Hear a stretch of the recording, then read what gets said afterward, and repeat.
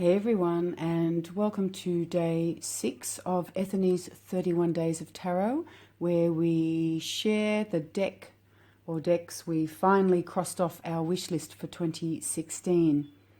I have one primary, but there's another deck that does deserve a shout out, simply due to the fact that I was oscillating between yes, maybe, and no for quite some time, and that is the beautiful Wild Unknown Tarot.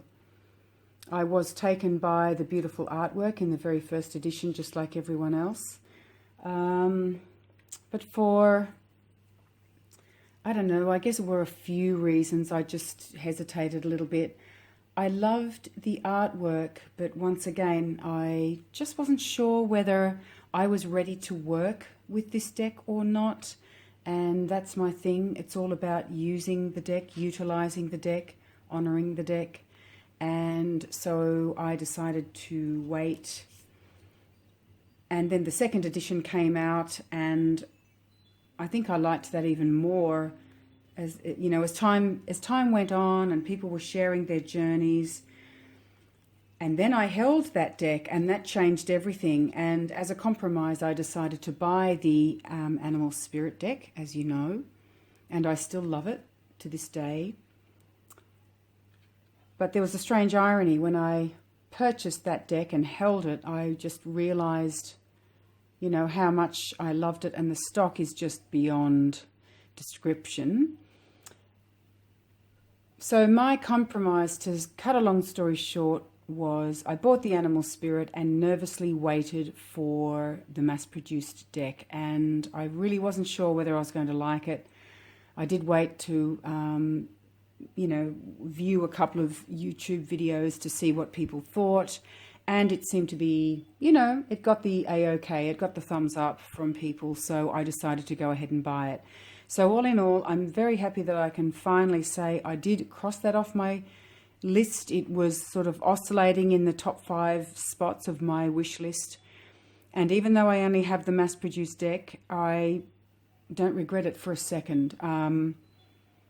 I'm not one for clinging on to guidebooks, yet for some reason I've gone into this strange void in 2016 because I began to read guidebooks, and Dreams of Gaia really shifted things for me, and I just felt like I'd like to keep the guidebook to this deck just in honor of her work and Kim's intent behind the deck, which is what I said to you in the early video, so I need to stop going over things again.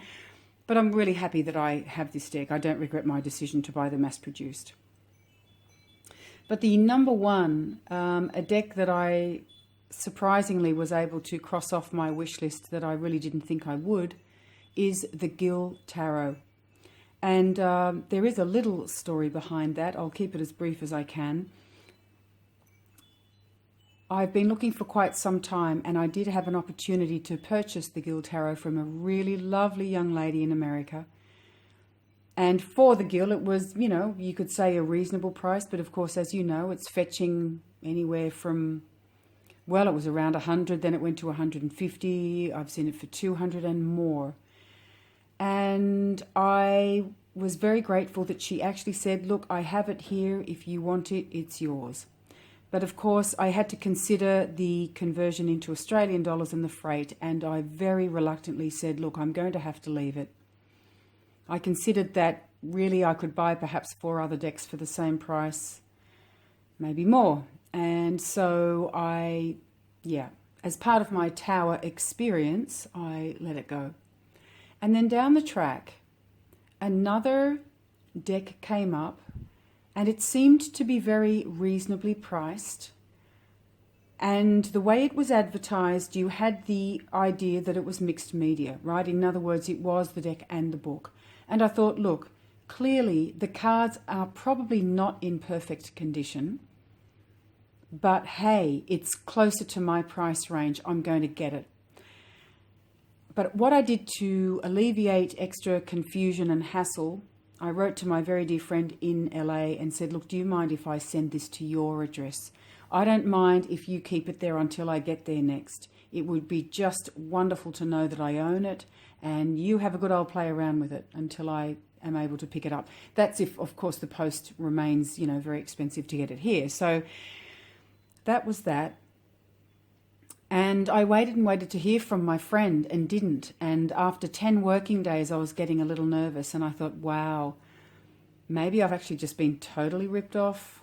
There are scammers out there. So I wrote to her asking, if she'd seen the package.